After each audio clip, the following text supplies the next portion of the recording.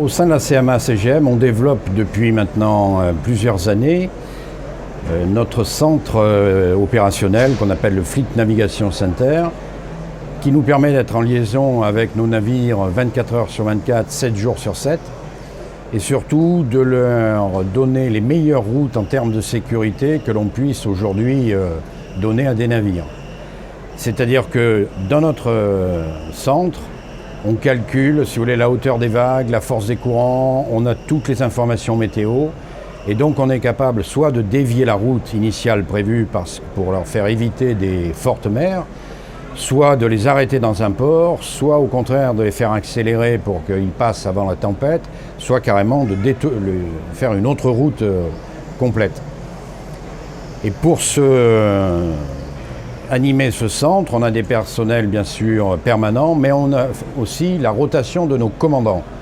C'est-à-dire que tous nos commandants passent dans ce centre pendant 2 ou 3 mois. Ce qui fait que chaque fois, c'est un commandant qui parle à un autre commandant. Ça établit un lien de confiance réel et qui fait que ce centre est de plus en plus efficace. Et maintenant, depuis plusieurs années, nous n'avons plus eu un seul incident en mer dû évidemment à la météo. Il y en a d'autres, mais pas dû à la météo. On a découvert le phénomène de la piraterie en 2008 avec l'affaire du Ponant. Alors nous, oui, on a développé toutes des mesures passives, c'est-à-dire qu'on met des barbelés autour des ponts, des bateaux.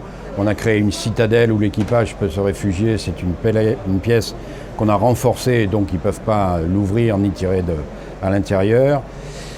Mais ces actions passives n'ont pas suffi dans les zones vraiment difficiles et lorsqu'on a des bateaux plus petits qui doivent toucher les ports, notamment en Afrique de l'Est.